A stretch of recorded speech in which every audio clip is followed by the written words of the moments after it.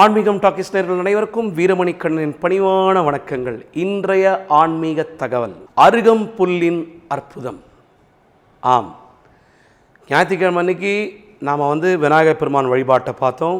அதே போன்று சரபேஸ்வரர் வழிபாட்டை பார்த்தோம், பிரத்யங்கிராதேவி வழிபாட்டை பார்த்தோம், சூர்ணி துர்கை வழிபாட்டை பார்த்தோம், கேது பகவான் வழிபாட்டை பார்த்தோம். இன்றைக்கி நாம் பார்க்க போகிறது விநாயகப் பெருமானுக்கு அருகம்புல் சாற்றுவதால் என்ன நன்மை, அதை தான் நீ பார்க்க போகிறோம். அதோடு மட்டுமல்லாது துளசியுடைய அற்புதத்தையும் நாம் பார்க்க போகிறோம். விநாயகப் பெருமானுக்கு மிக மிக பிடித்தமான ஒரு மலர். அருகம்புல்லால் அர்ச்சித்து ஆனைமுகனை வழிபட்டேன். அதாவது ஒரே ஒரு அருகம்புல்லுங்க, ஒரு அருகம்புல் விநாயகர் பாதத்தில் வச்சு கணேஷா போற்றி அப்படின்னு சொல்லி பாருங்கள். ஏன்னா அவ்வளோ குஷியாடு வரான் பிள்ளையார் அருகம்புல்லுக்கு. அதே மாதிரி ஒரு தடவை இந்த அருகம்புல்லோட அப்படி என்ன பெரிய ஒரு சாதா புல் தானே அப்படின்னு சொல்லிட்டு இந்திரலோகத்தில் ஒரு பேச்சு வந்ததான். அப்போது இந்த அருகம்புல் என்ன அவ்வளோ பெரிய விசேஷமாக பார்த்துருவோன்னு சொல்லிட்டு ஒரு தராசு தட்டில் ஒரே ஒரு அருகம்புல்லை வச்சான். இந்த அருகம்புல்லை வச்சதுக்கு எடையடையாக தங்கம், எடையடையாக வெள்ளி, எடையடையாக வைரம், வைதூரியம் என்னெல்லாமோ வைக்கிறாங்க. ஒரு அருகம்புல்லுக்கு ஈடாக வரவே இல்லை. தராசுன்னா என்னங்க, பேலன்ஸ்டாக அப்படி நிற்கணும்ல, இங்கே இருக்கான், இதெல்லாம் கீழே இருக்கான். ஸோ அப்பேற்பட்ட ஒரு சக்தி வாய்ந்த அருகம்புல், ஒரு அருகம்புல்லால் ஒரு பக்தை வணங்கி விநாயகனை வழிபட்டு விநாயகப் பெருமான் அந்த அளவு சந்தான சௌபாகியத்தை அந்த பக்தைக்கு அளித்துள்ளாள் என்று புராணங்கள் கூறுகிறது. 108 விநாயகர் போற்றி நம்ம கையில் வச்சுருந்த ஞாயிற்றுக்கிழமை அன்னைக்கு அவருக்கு ரொம்ப பிடிக்குங்க அருகம்புல். அந்த அருகம்புல்லை அழகாக சேர்த்து ஒரு மாலையாக போட்டுட்டு இன்னும் வழிபட்டிங்கன்னா அவ்வளோ விசேஷம். ஏன்னா விநாயகர் பெருமான் மனசு குளிர்ந்தான்னு வச்சுக்கோங்களேன், மனசு சந்தோஷமாக எடுத்துனா நமக்கு என்ன வேணால் செய்வார். அப்பேற்பட்ட ஒரு சந்தோஷமான கடவுள். அவருக்கு பேத்தாஸே பிடிக்காது, சோகமாகவே இருக்க மாட்டார், ஜாலியாக டான்ஸ் ஆடிட்டு இருப்பார், குழக்கட்டை சாப்பிடுவார். அந்த மாதிரி ரொம்ப ஒரு ஜாய்ஃபுல் காட், ஒரு சந்தோஷமான கடவுளுக்கு நாம் என்ன செய்யணும், அவரை சந்தோஷப்படுத்த மேலே மேலே இந்த மாதிரி அவருக்கு பிடிச்சமானதை துளசி மன்னிக்க வேண்டும், அருகம்புல் மாலையை சாற்றி அற்புதமாக அருகம்புல்லை வைத்து ஒவ்வொரு அருகம்புல்லாக எடுத்து ஓம் விநாயகா போற்றி, ஓம் விக்னேஸ்வரா போற்றி, ஓம் கஜமாமுகனே போற்றி, ஓம் பாலச்சந்திரனே போற்றி, இப்படி பண்ணுங்க. அழகாக 108 அருகம்புல்லால் அர்ச்சனை செய்து நம்ம ரியலாகவேங்க வாழ்க்கையில் மனதார விநாயகப் பெருமானை வேண்டி ஒரு செயலை தொடங்கும் பொழுது சுழி போட்டு செயலதையும் தொடங்கு பிள்ளையார், சுழி போட்டு செயலதையும் தொடங்கு. இந்த மாதிரி நம்ம எப்படி பிள்ளையார் சுழி போட்டு நம்ம ஒவ்வொரு விஷயத்தையும் ஆரம்பிக்கிறோம். எக்ஸாம் எழுதும்போது அப்பா துணை, விநாயகர் துணை. அதாவது நிறைய பேர் சொல்லுவாங்க, அப்பா படித்தா தான் எக்ஸாமில் பாஸ் பண்ண முடியும், வெறும் பிள்ளையார் சுழி போட்டி உண்டி எக்ஸாமில் பாஸ் பண்ண முடியாது, இல்லைனா அந்த சுழி தான் நமக்கு கிடைக்கும். உங்களது உழைப்போடு விநாயகர் பெருமானையும் வேண்டி அந்த பிள்ளையார் சுழி போட்டு காரியத்தை தொடங்கும் பொழுது நம்முடைய வாழ்க்கையில் வெற்றி என்றென்றும் கிடைக்கும் என்பது தான் அது ஆன்றோர் வாக்காக சொல்லப்பட்டிருக்கிறது. அப்பேற்பட்ட விநாயகர் பெருமானின் அருகம்புல் அவருக்கு சாற்ற என்ன வாங்கி போடுங்க, மல்லி, சம்மங்கி, ரோஜா எல்லாம் போடுங்க, விநாயகருக்கு புஷ்பாங்கே போடுங்க. ஒரு அருகம்புல் வச்சாதான் அந்த விநாயகர் பெருமானுக்கே ஒரு அழகு. அதுதான் அருகம்புல்லை. ஏன் தருமாங்க, அது காரணமும் இருக்குங்க. அருகம்புல் எங்கெல்லாங்க இருக்கும் சொல்லுங்கள்? அருகம்புல் எங்கே இருக்கும்? கீழே வயல்வெளி, வரப்புகள், இந்த மாதிரி இடத்துல இருக்கும். பிள்ளையார் எங்கே இருப்பார்? குளக்கரை, ஆற்றங்கரை, வயல் வரப்புகள்லாம் பிள்ளையார் இருப்பார்.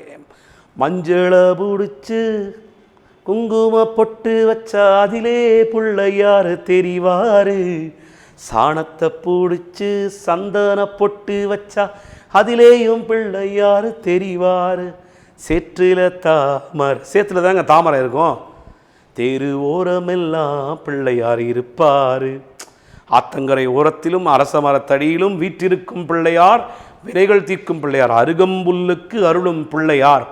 யார் இந்த பிள்ளை? அருகம்புல்லுக்கு அருளும் இந்த பிள்ளை நம்மை காக்கும் பிள்ளையார். அதுதான் அருகம்புல்லுக்கான மகத்துவம். எத்தனை வேண்டுதல்கள், எத்தனை நிறைவேற்றுதல் அருகம்புல்லால் நடந்திருக்கிறது தெரியுமா? அத்தனை சக்தி அந்த அருகம்புல்லுக்கு இருக்கிறது. ஏங்க காலையில் வாக்கிங் போகிறவங்க பீச்சில் போங்க, அருகம்புல் சாறு குடிங்க, எவ்வளோ நல்லது உடம்புக்கு. டாக்டர் சொல்லுவாங்க காலையில் டீ காஃபி சாப்பிட்ற பழக்கத்தை விடுங்க, அருகம்புல் சாறை குடிங்கன்னுவாங்க. ஏன்? சயின்ஸ். அதனால தான் சொல்லுவேன், விஞ்ஞானம் வாழ்க்கையில் எத்தனை அவசியமோ அதே போன்று மெஞ்ஞானமும் ஆன்மீக மெஞ்ஞானமும் விஞ்ஞானமும் கலந்தது தான் வாழ்க்கை. அதனால தான் அஞ்ஞானத்தை ஒழித்து விஞ்ஞானத்தையும் மெஞ்ஞானத்தையும் நாம் வளர்த்து கொள்ள வேண்டும். சிற்றின்பத்தை ஒதுக்கி பேரின்பத்தில் திளைக்க இந்த மெஞ்ஞானமும் விஞ்ஞானமும் நமக்கு என்றென்றும் அற்புதம் தரும் பலன்கள். அதனால தான் நான் சொல்லுவேன், வாழ்க்கையே பார்த்திங்கன்னா இந்த சயின்ஸோட சம்மந்தப்பட்டது தான் நமது ஸ்பிரிச்சுவாலிட்டியும். ஸ்பிரிச்சுவல் சயின்ஸ், புது வார்த்தை பார்த்திங்களா? அதுதான் ஆன்மீக மெஞ்ஞானமும் விஞ்ஞானமும். அப்பேற்பட்ட அந்த அருகம்புல்லுக்கு அவ்வளோ சக்தி இருக்கும் பொழுது, அப்போது எப்படி வாழ்க்கையில் பாருங்கள், நமக்கு ஒரு சயின்ஸோட ஒரு ஆன்மீகத்தை தொடர்பு கொடுத்து பெரியவங்கள்லாம் நமக்கு ரூட் போட்டு கொடுத்துருவாங்க. ரொம்ப ஈஸிங்க, கஷ்டமே பட வேணாம். நம்ம லைஃப்பில் ஒரு விஷயம் செய்கிறதுக்கு நம்முடைய முன்னோர்கள் செய்ததை கரெக்டாக புரிஞ்சுண்டு ஃபாலோ பண்ணால் என்றைக்குமே நமக்கு ரூட் கிளியர். இதே நேரத்தில் ஒன்று சொல்ல விரும்புகிறேன். நிறைய பேர் வீட்டில் பார்த்திங்கன்னா இது முன்னோர்கள் செய்த பூஜைகளை நாம் அறிந்து கொண்டு நாமும் அதை செய்ய வேண்டும். அதுக்காக ஒரு வீட்டில் பார்த்திங்கன்னா, எனக்கு தெரிஞ்சு நான் ஒரு வீட்டுக்கு போயிருந்தேன். அந்த வீட்டில் அன்றைக்கி ஒரு ப்ரேயர், ஒரு சாதாரண பிரார்த்தனை.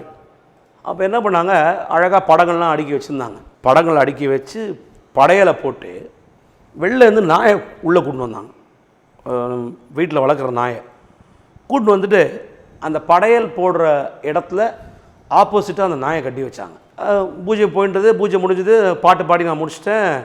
நான் முடிஞ்ச உடனே அவங்கள்ட்ட கேட்டேன், எல்லாம் ரைட்டுங்க, பூஜை அழகாக பண்ணிங்க, படையல் போட்டிங்க, நாய் எதுக்கு கொண்டு வந்து கட்டி வச்சிங்க அப்படின்னு கேட்டேன். உள்ளே வெளியே இருந்த நாயை எதுக்கு உள்ளே கட்டி வச்சிங்க? நோ நோ நோ, உங்களுக்கு தெரியாது, எங்கள் முப்பாட்டனார்லேருந்து பூஜை பண்ணும்போது நாங்கள் பூஜை படையல் போடும்போது எதிர்க்க நாயை கட்டி வைப்போம், அதுதான் எங்களுடைய ஃபாலோ அப் அப்படின்னாரு.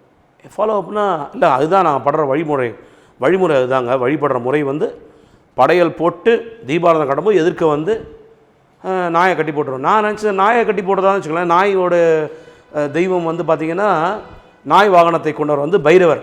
சரி, இவங்க பைரவரை கும்பிட்றாங்க, பார்த்து பைரவர் படமும் அங்கே இல்லை. இப்போ நான் சொன்னேன், ஐயா உங்களுடைய முன்னோர்கள் எதுக்கு நாயை கட்டி வச்சுருப்பாங்க தெரியுமா? நாய்க்கு படையல் போடும்பொழுது டப்புனு போய் வாய் வச்சு சாப்பிட்ருங்க. அதுக்கு நெய்வேத்தியம் சாமி சாப்பிட்டு தான் நம்ம சாப்பிடணுன்றது தெரியாது. ஏன்னா மனிதர் மாதிரி பகுத்தறிவு கிடையாது, அதுக்கு ஆறாவது அறிவு கிடையாது.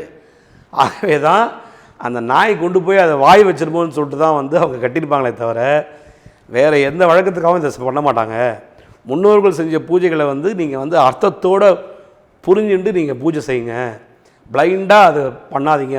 எதுக்கு இதை சொல்ல வரேன்னா, முன்னோர்கள் நம் வகுத்து கொடுத்த அத்தனை சாஸ்திரங்கள் சம்பிரதாயங்களை ஃபாலோ பண்ணும்போது அவர்கள் ஏன் செய்தார்கள், எதற்காக செய்தார்கள் என்பதை புரிந்து கொண்டு நாமும் பூஜையை செய்ய வேண்டும்.